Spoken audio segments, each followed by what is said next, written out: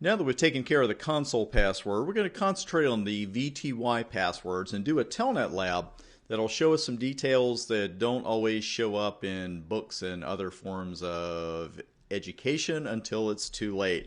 You'll see exactly what I'm talking about here in just a moment. Now, we've gone over physically connecting a laptop. We also went over Telnet and SSH in another section briefly, but we didn't do a lab. I do want to remind you that Telnet runs on TCP port 23 and SSH runs on TCP port 22. Typically, you're going to be outside a network when you use Telnet, but you can use it inside a network as well.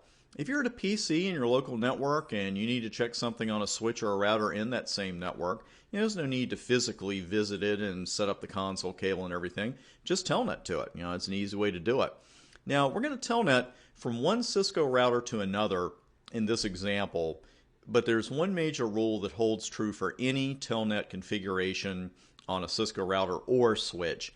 You got to configure a password on the VTY lines. Without a password on the VTY lines, we're stopped right then and there. Let me show you exactly what I'm talking about, because I will test my connectivity here one more time, but we're just doing a simple Telnet from router 3 to router 1, 172.12.123.3 to .1.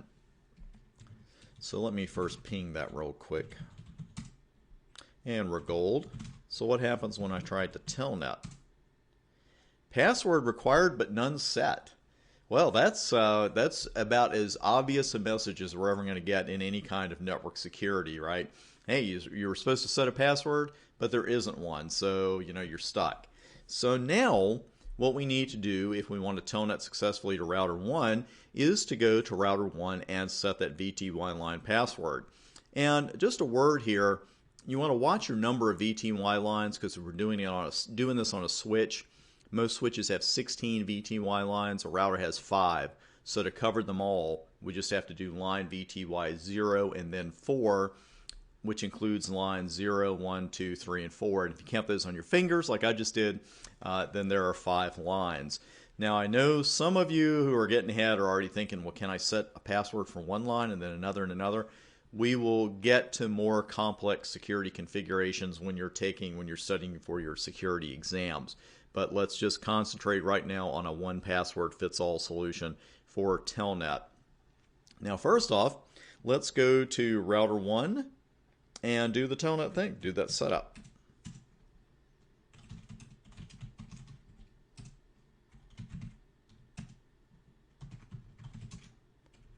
And we'll make CCNA the password this time.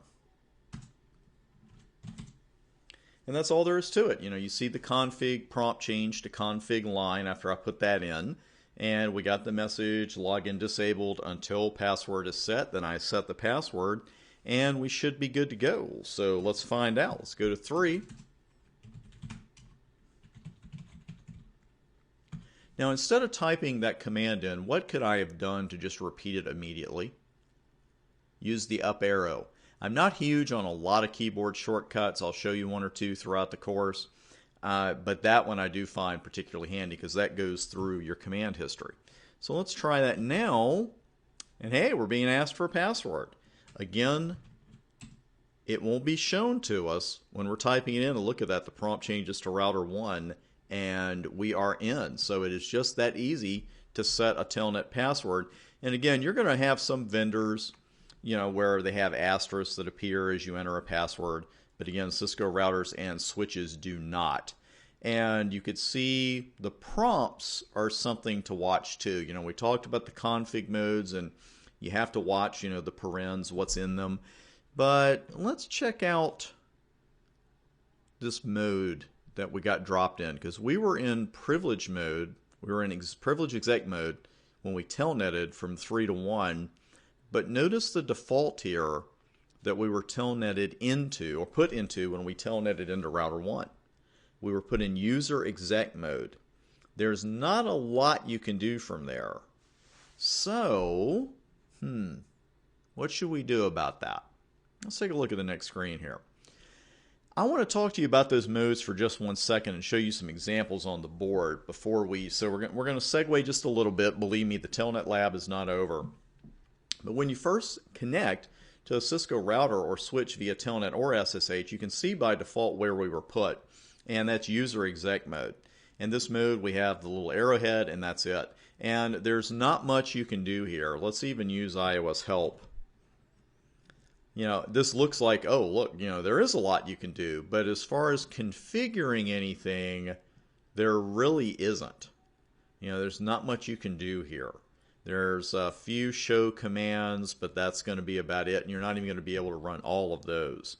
So again, while this looks like a great list, you'll notice the word configure doesn't appear up here anywhere. So we can't do anything there. We can't run conf t, because if we did that, this is exactly what we'd get. Again, invalid input marker showing near the beginning of the line means you're probably in the wrong mode. Now, to configure the router, of course, where do we need to go from here? We need to go into privilege exec mode. Well, to get there, you just type enable. That changes the prompt slightly. You see that to a pound sign.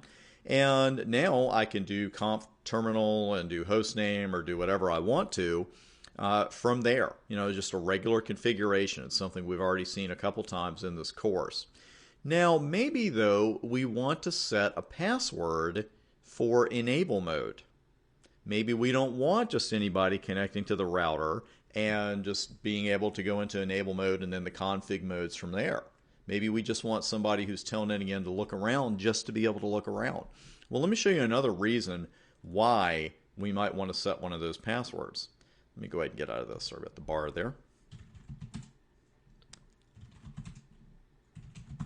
I can type this as many times as I want to. The same thing's going to keep happening. No enable password has been set on router 1. This is the little gotcha that I told you about. It's really easy, and I did this once myself, to forget about this part or not realize you have to do it. So I set a telnet password on a router that I was going to telnet into over the weekend and do a reload, because we didn't want to do it while the network was in production, while people were working on it. So, no problem. I didn't want to have to drive the 25 miles to, reload a router. So I just put a telnet password on. I was like, hey, I'll telnet in on Saturday, reload router, and everything will be just fine, right? Well, what happened was I set the VTY line and password, and then when I telnetted in, this is what I got, because the router didn't have an enable password. It's a telnet default. By default, someone who telnets in is going to be put in user exec mode where they really can't do much of anything, and then they've got to know the enable password. If no enable password has been set, you are sure out of luck, because you're not going to be able to do that remotely. Because what would I have to do right now to set an enable password? I would have to get into enable mode. and if I could do that, I wouldn't be setting an enable password now, would I? So that's a classic gotcha with Telnet. You've got to think of that in advance. There is a bit of a workaround, and I will show you that later in this part of the course. But next up, we're going to talk about enable password and enable secret. We're going to do a lab with those on another router and see which one takes precedence. You probably already know that, but we'll review that. And then we're going to go back to the Telnet lab from there and continue our lab. So I'll see you on the next video.